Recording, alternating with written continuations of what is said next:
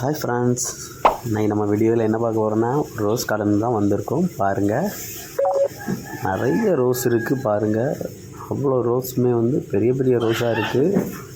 இந்த ரோஸை பார்க்கும்போது நம்ம வீட்டில் ஏன் அந்த ரோஸ் இவ்வளோ பெருசாக வர மாட்டேங்குதுன்னு நீங்கள் உங்கள் வீடியோவில் பார்க்கும்போது கொஞ்சம் ஸ்மாலாக இருந்த மாதிரி இருக்குது. இல்லைங்க, இது ரொம்ப பெரிய பெரிய ரோஸாக இருக்குது.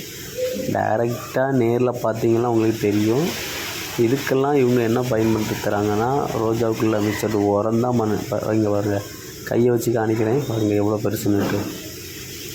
அவ்வளோ பெருசாக இருக்குது. நேச்சுரலாக பியூட்டிஃபுல்லாக இருக்குது. இதுக்கு நம்ம ஒரு 10 நாள் 15 நாளைக்கு ஒருக்கா நல்ல உரம், ரோஸ் மிக்சர்னு ஒரு உரம் இருக்குது, அதை வச்சு விட்டுட்டு அதுக்கப்புறம் அடிக்கடி கண்டிப்பாக இதுக்கு இந்த மருந்து போட்டிங்கன்னா அப்போ பூச்சி எதுவுமே வராது. அவ்வளோ பூவும் நல்லா பெருசு பெருசாக பூக்கும். பாருங்கள், நல்ல பெரிய பூவாக இருக்குங்க. இதெல்லாம் காஷ்மீர்லேருந்து வரோன்னு நினைக்கிறேன். இங்கே சேல் சூப்பராக இருக்குது. நானும் எங்கள் வீட்டுக்கு தேவையான ஒரு செடியை வாங்கிட்டு கிளம்பியாச்சு. பாருங்கள், எல்லா கலர்லேயுமே இருக்குது.